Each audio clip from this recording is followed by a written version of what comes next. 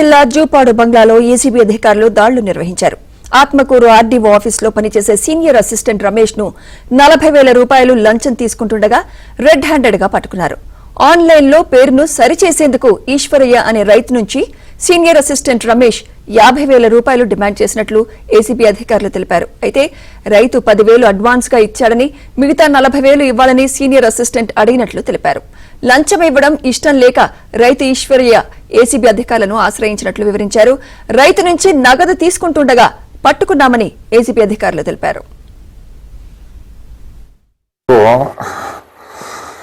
ఎన్ ఈశ్వరయ్య తర్వాత సన్నాపు రాములు, ఇతను జూపాడు బంగ్లా గ్రామము.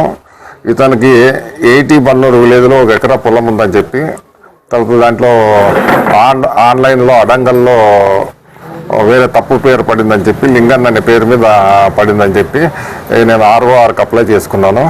అప్లై చేసుకొని 2022 నుండి ఆఫీస్ చుట్టూ ఆర్డీఓ ఆఫీస్ చుట్టూ తిరుగుతున్నా కూడా అతను పని కాలేదని, తర్వాత ఈ మధ్య నేను పని చేపిస్తానని చెప్పి మన ముద్దాయి పేరు రమేష్ అని సీనియర్ అసిస్టెంట్, ఆయన ఆర్డీఓ ఆఫీసులోనే పని చేస్తున్నాడు. ఈయన వచ్చి 50,000 రూపాయలు డిమాండ్ చేసి లంచం అతనితో మాట్లాడుకొని 10,000 అడ్వాన్స్గా తీసుకున్నాడు. 10,000 అడ్వాన్స్గా తీసుకొని అతనికి కంప్లైంట్కి లంచం ఇచ్చేది ఇష్టం లేనందువల్ల మా దగ్గరకు వచ్చి కంప్లైంట్ చేసినాడు.